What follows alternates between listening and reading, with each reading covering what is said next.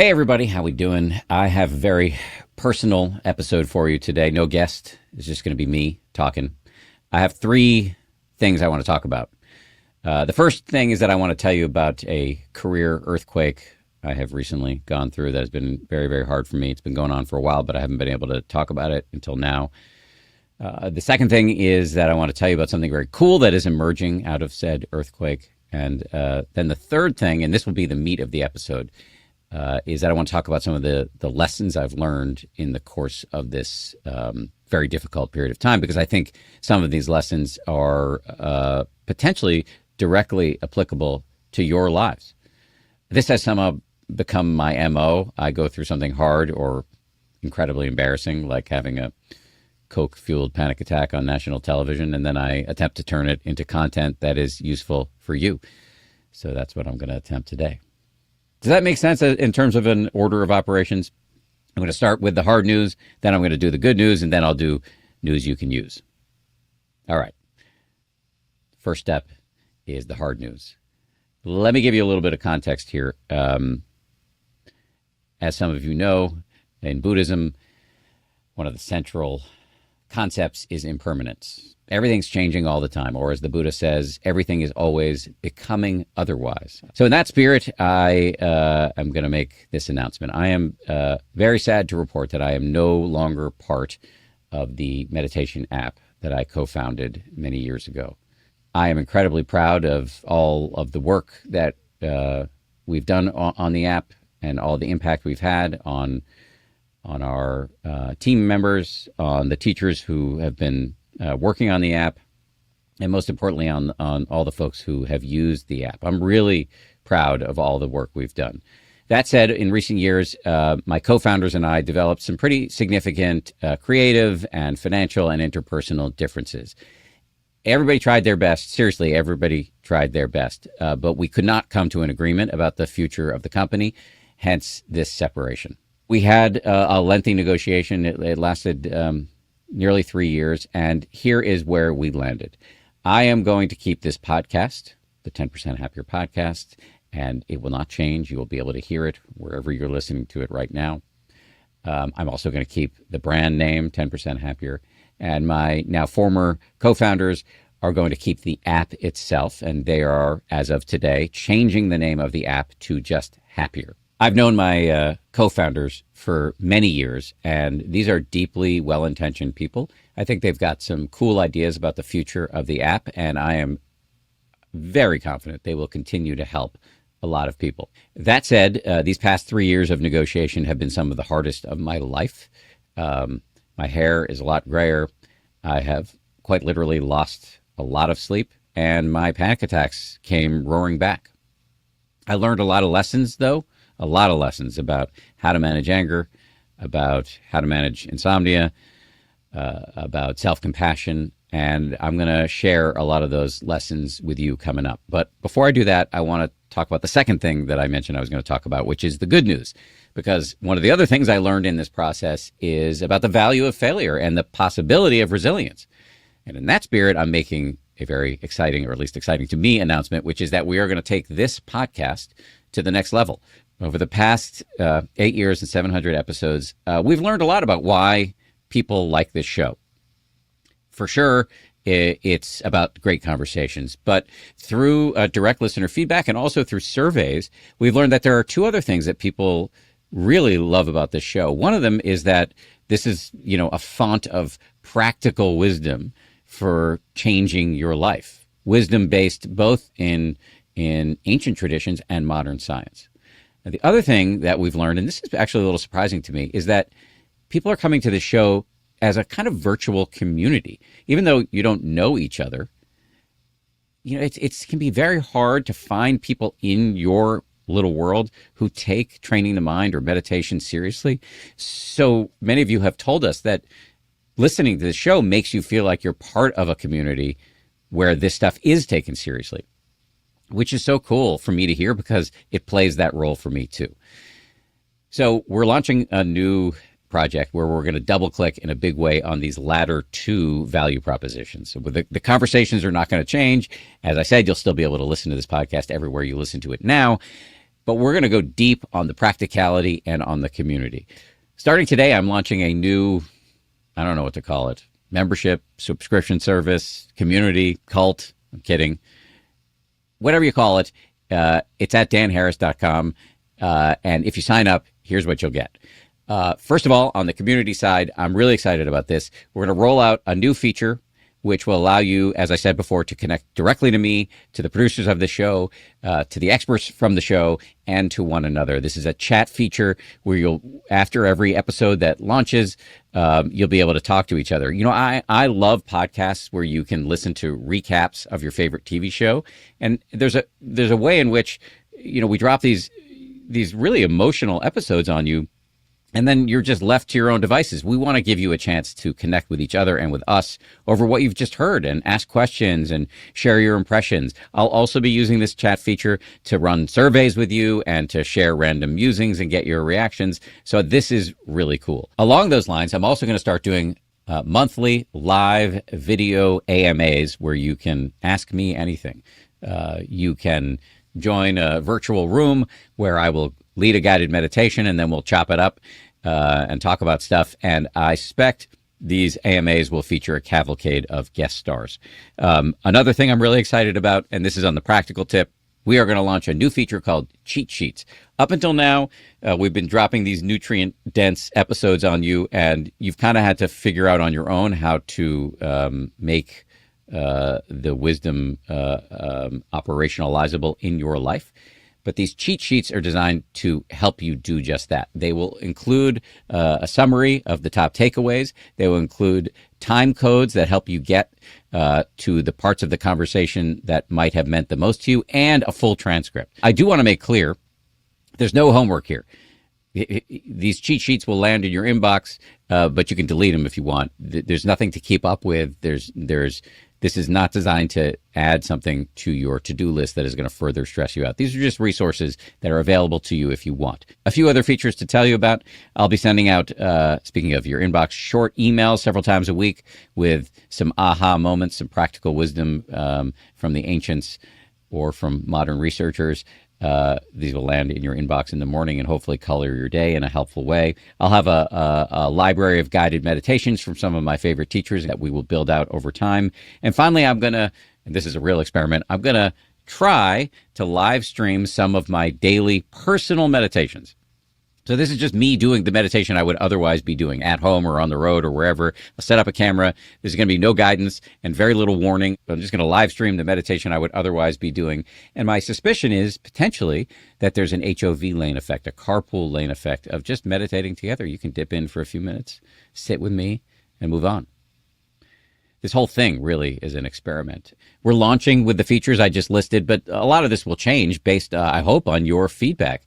There are lots of other potential features that we may build in. You know, we have lots of ambitious ideas, maybe dropping guided meditations tailored to the episodes, maybe having the emails come out every day of the week and just 3 days instead of just 3 days a week. So we have lots of cool ideas, but we want to hear from you as we go.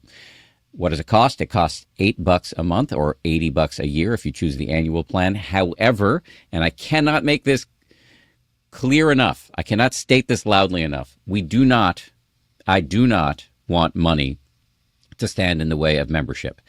If you can't afford it, or if you just don't feel like paying, send me an email and we will give it to you for free. No questions asked. As I said, I don't want money to be an object here. I want this to be a community that everybody can access. Along those lines, if you've got extra cash, there is a founding membership where you can give whatever you want. So if you're in the 1% or just feeling generous, you can give us more cash, and that will help us effectuate all of these ambitious plans we have and continue to give it away for free to people who need it and can't afford it. This whole thing is a big deal for me. I'll be honest, I'm a little nervous. So I really could use your support and your feedback. I want to get this right, and I'd love your help. Again, it's danharris.com, or you can just search for me on Substack. Okay, so those are the first two things I wanted to talk about. Let me move to the third thing I wanted to talk about, which is really going to take up the lion's share of this podcast, which is the lessons I've learned. I've learned 8 lessons that I want to talk to you about today that I think really could make a difference for you. As always, these are not commandments. What works for me might not work for you. Think of this more as a menu or a buffet rather than like a to-do list. Take it with a grain of salt, but I suspect you might find something in here, if not all of them, that work for you. Some of these little lessons are quick. Some of them take a little bit more explication. Here we go with lesson number 1, and it is that conflict is very human and natural, and healthy conflict is a skill you can learn. I spent the early part of this situation feeling really embarrassed that I was in this separation negotiation. I had this whole story of, Harris, you're supposed to be a quasi self-help guru, and here you are in this situation. Something must be wrong with you. And I would call my longtime meditation teacher and great friend Joseph Goldstein to talk about this. And he did this really helpful thing many times when I would express my fears. He would tell me stories of all of the episodes of conflict that he has gone through as a meditation teacher. Yes, in the Dharma world, they fight with each other sometimes. They tend to do it in a pretty civilized way. And that gets me to my point, which is not only that that conflict is natural, they even do it in the meditation world, but that healthy conflict is possible and is a skill you can learn. What's the difference between healthy and unhealthy conflict? Healthy conflict is where you learn how to communicate clearly, to state your needs, to set your boundaries, to listen to what the other side has to say. Unhealthy conflict is where things spiral out of control and get violent, either interpersonally or physically violent. And we see this playing out in many places around the planet. Unhealthy conflict is where humanity is at its worst. We're going to do a whole episode on how to engage in healthy conflict in a couple of weeks here on the show because there are a whole set of skills. However, in the interest of moving things along, I want to tell you about one practical skill I learned from Joseph about how to do conflict better. It comes with a little bit of a story. As Joseph tells it, he was sitting in a board meeting for the Insight Meditation Society, which is the meditation retreat center he co-founded back in the 70s that he's still very involved with. And they were in a contentious board meeting. There were two camps, and they couldn't agree on something. He doesn't even remember what the issue was. But he had this epiphany in the middle of this, and it came in the form of this phrase: don't side with yourself. I love this. Don't side with yourself. This is not about, being a doormat and giving in to the other side. It's just about this little move of intellectual openness or open-mindedness and seeing the situation from the viewpoint of the other side. Even if you don't agree with them, they have a rationale. There's a reason they believe what they believe. We're also going to be releasing a podcast in a few weeks in the run-up to the election with a woman named Rabbi Sharon Brous, who talks a lot about how we can improve our relationships with one another on a micro scale and on a society level scale. And one of her observations is that in unhealthy conflict, curiosity dies. But in healthy conflict, curiosity is a superpower. Can you start to understand or even attempt to understand what the other side is thinking? This is incredibly useful, not because curiosity should lead to capitulation, but because, as Rabbi Sharon says, curiosity can be the birthplace of compassion. Compassion is a gauzy-sounding word, but really, in this context, just think of it as understanding. Basic understanding of why people are doing what they're doing. And it doesn't mean that you have to give in or agree with them or invite them to dinner or hug them or whatever. It's just about seeing things from their standpoint, because then you can do all the same things you would have otherwise done in conflict. You can make all the same moves. You just don't have to do it from a standpoint of rage, which in my experience makes everything worse. Which leads me to the second lesson, which is that anger is workable. I experienced a lot of anger in this situation. Anger is one of the parts of my personality that I like the least. I don't want to vilify anger, however. Just like there's healthy conflict and unhealthy conflict, there's healthy anger and unhealthy anger. Healthy anger gets you off the couch. It can help you see things clearly. It can highlight a problem, or as my friend Sam Harris says, it's a salience signal. And my experience is very easy to cross that line between healthy anger and unhealthy anger. There's a great expression from the Buddha, or reputed to be from the Buddha, which is that anger has a poisoned root and a honeyed tip. It feels good. It's got some honey to it. It can feel righteous. But if you pay attention, it's got a real toxic flavor to it running through your veins. And I have found that if I can walk that line between healthy anger and unhealthy anger, it can make a huge difference. And walking that line is, and this is really the lesson, is possible. Two things to say on this score. One is that through mindfulness, through my meditation practice, through the self-awareness you generate through meditation, you can see what's actually beneath the anger. Anger is often described as a secondary emotion. I like that because I think it's true for sure for me that anger is often covering up for something deeper. And in my case, meditation has really helped me see that it's covering up for anxiety, for fear. And I don't want to feel the fear. So it's easier to change gears and get into anger. But anger, in my experience, just almost never leads to anything good. So meditation helps me tune into what's really going on and work with that instead of the anger. The other way that I've learned to work with anger is through some phrases, again, from Joseph Goldstein. Two phrases. This is kind of a double-barreled approach that he gave me to deal with my own rage monster. The first phrase is dead end. It was so easy during this situation to just fall back into this reflexive, routinized story that I was getting angry about. But as Joseph pointed out, no more thinking on this subject is going to help. I've thought this through all the way. Dead end. And so if I could catch myself in that moment of anger and drop that phrase into my mind, it would help me change the channel. Okay, so that brings me to the second phrase, which is the ultimate channel changer. I will admit up front, I did not like this second phrase at first because it struck me as a little cheesy. Joseph got it from a guy who I really admire, Father Gregory Boyle, who's a Jesuit priest in Los Angeles, and he works with gang members, current and former gang members. And Father Boyle's approach is to love no matter what. Again, this is not about approving of the questionable behavior, but to love the person no matter what. And so Joseph recommended I drop that phrase into my head right after dead end, and it has been incredibly helpful. As Joseph says, you don't have to invite the other person over for dinner. You don't have to approve of their behavior, but you can realize that everybody's just acting out their stuff.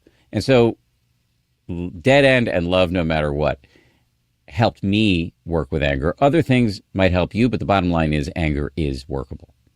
That leads me to lesson number 3, which is that self-compassion makes everything better. Literally everything, in my experience, gets better with a little self-compassion. Many of you know what this is. One way to think about it is just learning to treat yourself the way you would treat a good friend, specifically in like how you talk to yourself. You know, I think many of us talk to ourselves like a drill sergeant, when in fact the better, and this is backed by evidence and a lot of research, the better approach, the more effective approach is to talk to yourself the way a good coach would talk to you. A good coach doesn't let you off the hook, doesn't pretend you didn't make a mistake, but doesn't, grind you into dust or grind you into a fine powder every time you make a mistake. They help build you up. They help build your resilience. And you can do this. I have found, I can channel my own inner mentor.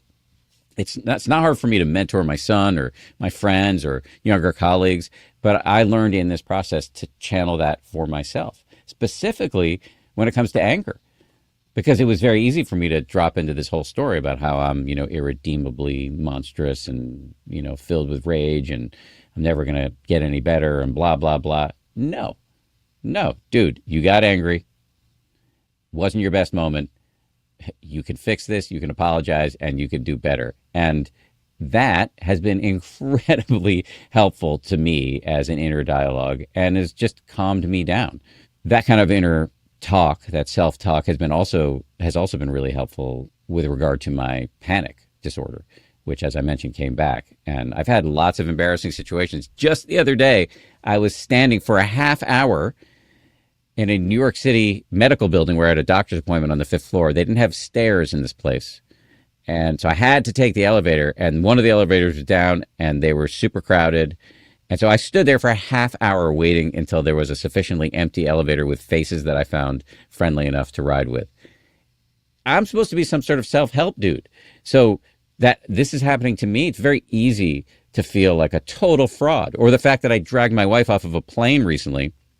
I didn't drag her, but I left and she came with me because my pupils were dilated. I was freaking out because the plane was too small, and I felt like garbage afterwards. But then my training in self-compassion can kick in, and I can just be like, look, dude, panic is a very human thing. It's insidious. It's persistent. You can work with it. You have in the past conquered your panic. Conquered's probably not the right word. Managed your panic.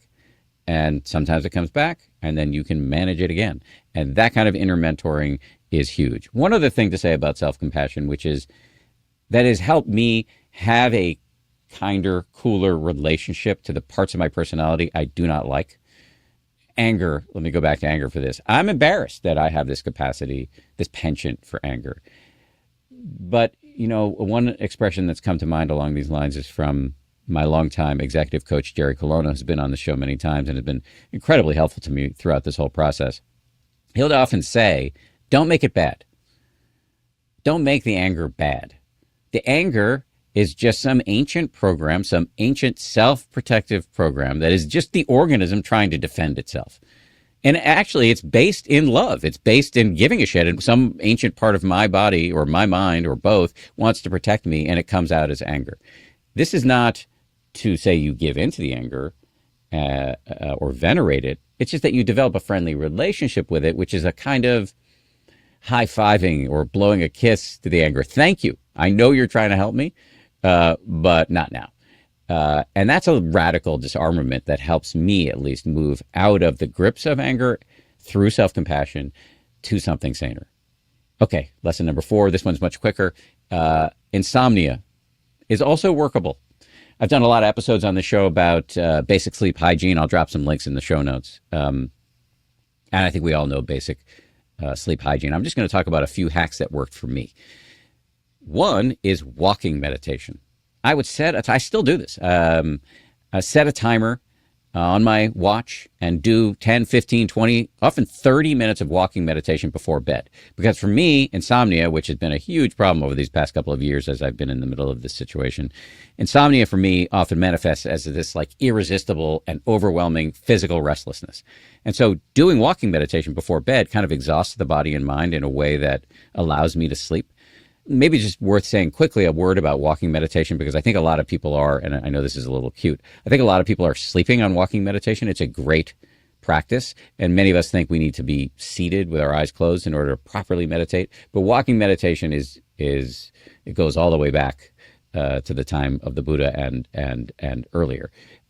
So here's how to do it. Here's how I do it, at least. I just stake out a patch of land in my house from 5 to 10 yards long, and I walk back and forth. This is a long walk to nowhere. The point is not to get anywhere. The point is to just wake up to what's happening in your mind and body right now, so that you're not sleepwalking through life. And counterintuitively, this can actually help you fall asleep.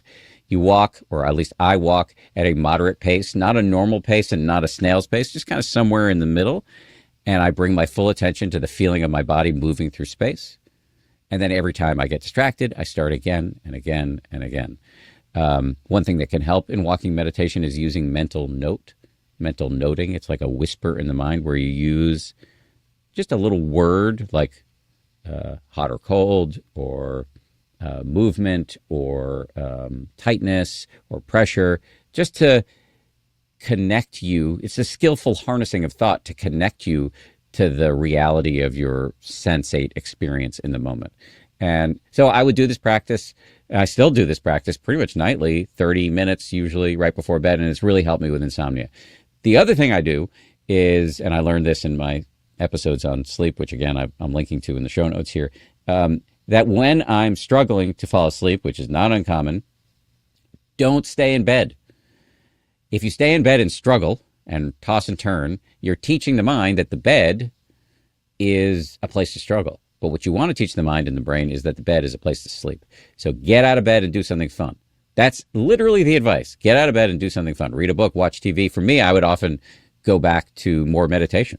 It's a great way for me to up my meditation minutes. Another part of my personality I don't love is that I'm always trying to be productive. So I found that this process of getting out of bed really helped. And so I have not trained my brain to view the bed as a place for anything other than sleep.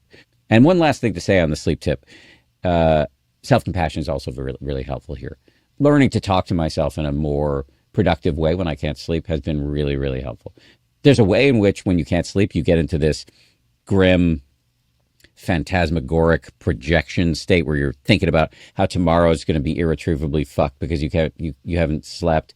And I would just say, dude, that may be true. You may not sleep, but you have been through this a million times and you've always survived. You're always fine. It's not awesome to be tired, but you can deal with it. And interestingly, surrendering to the potential fact of sleeplessness often initiates sleep. Okay, a few more lessons. This is lesson number 5. Never worry alone. This comes right out of the vast body of research that shows that most likely the most important variable when it comes to human happiness and longevity and success is not your sleep, not your meditation minutes, not your steps per day, not whether you've achieved ketosis. The most important variable is the quality of your relationships. Why? Because stress is what kills most of us in the end, and quality relationships can mitigate stress. Hence the expression that I picked up from one of the leading researchers in this space, never worry alone. And luckily for me, I had a lot of really good people to worry with. My colleagues, including many of the people who work on this show, my lawyers, my agents, my wife, my brother Matt, who's been indispensable, Jerry Colonna, Joseph Goldstein. I had incredible friends and colleagues and family members who I could talk to when I was feeling like garbage. I've been confronted with a degree of uncertainty that I've never confronted before. I didn't know how this was going to turn out. And it was going on for a long time. And it was going on against the backdrop of my having retired from ABC News in 2021 after 30 years as a news anchor and basically forfeiting that part of my identity. And now I no longer have an app. I'm a podcast host in a period of time when podcasts are going through some bumpy economic straits, and it's an insecure time, and one where like the bedrock of my identity has been challenged quite aggressively. And to be able to talk to people about this makes it so much easier. So much easier. One moment that really sticks out is a call I was having, here we go, with Joseph again. We were on the phone talking about something else. And he then asked me, can you give me an update on the situation with the app? And I said, I don't want to talk to you about it because I'm just going to get angry. And he said something is, to me, scanned as one of the nicest things that anybody's ever said to me. He said, no, go ahead, get angry. I like when you get angry. Anger away. And it wasn't teasing me. It wasn't saying, I like to provoke you or anything like that. What he was saying, in effect, is I'm cool with every part of your personality. If you can find a friend like that, or two, you can handle anything. Lesson number 6, this is another Joseph-ism. It's not blank. This is the expression. It's going to take a second for this to land. It's not fill in the blank. And you fill in the blank with whatever global catastrophe is happening right now. So whatever problem you're dealing with, it's not Ukraine. It's not climate change. You get the picture. So for me, bringing that to mind on days when I was wrapped up in all the latest developments in the negotiation, it's not Ukraine, dude. That is extremely helpful. I keep saying that. But all of these things are incredibly helpful, and this is no exception. And I just want to be clear, this is not to poo-poo any problems in your life. Yeah, I'm aware of the fact that there may be people listening to the show who are physically in Ukraine right now or dealing with objectively horrific circumstances. In those cases, this expression, this lesson is not for you. But for the rest of us, for the worried well, this is a massive injection, or a bolus, to use the phrase that I learned from my wife, who's a physician. Bolus is like a big dose of something. This is a bolus of perspective that can calm you down. Lesson number 7, the value of knowing my motivation. I don't think a lot of us think too much about what our motivations are. I don't think it's not a common move in my experience, but in Buddhism, it's a huge issue. It's been said in Buddhism that everything rests on the tip of motivation from a karma standpoint, and not karma in a magical sense, but in karma in the law of cause and effect. One thing leads to another. From a karmic standpoint, the most important variable is, what is your motivation? Why are you doing this? It colors the entire enterprise, whatever enterprise you're engaged with or engaged in. I have the capacity, as I think many people do, to be selfish. I may have this capacity in spades, in fact. I also, like all of us, have the capacity for altruism. And the more I can nudge myself toward altruism, the happier I am, I've learned in this process. It's why I got a tattoo that some of you are aware of. Last summer, I got my first tattoo. It's an acronym, FTBOAB. It's an acronym for a Buddhist phrase, which is kind of off-brand in how earnest it is. But the phrase is, for the benefit of all beings. And it's right there next to my watch, right here. And I look at this all the time. I look at it while I'm working out. I look at it every time I check the time. It's right there. And it nudges me back into my center, which is, what is my job? My job is to be useful. And this is not about performative self-sacrifice. The A in FTBOAB is all beings. And I'm part of that. So it doesn't rule out ambition or self-interest. It's just to see that my self-interest is in a symbiotic relationship, in a double helix with altruism, with other interest. And that in fact, doing good is good for me. I mean, this is the aspect of human nature that makes me most optimistic about the future. When you do good, you feel good. That feature in the human design is what we can potentially, I hope, ride to salvation. And for me, just remembering that my job is to be useful, when I remember that, when I'm in that mode, all my existential crises, all the shit that I'm worried about evaporates. It comes roaring back. That's why this is a practice. Final lesson number 8, there is a value in failure.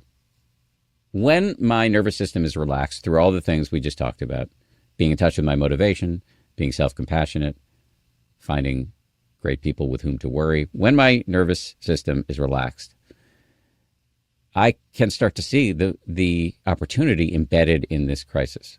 I spent a lot of time thinking that this situation was irredeemable, that it just sucked irretrievably. But actually, there's been a ton of benefit. Not only all the lessons that I just relayed to you, but the fact that there are so many cool things I can do now.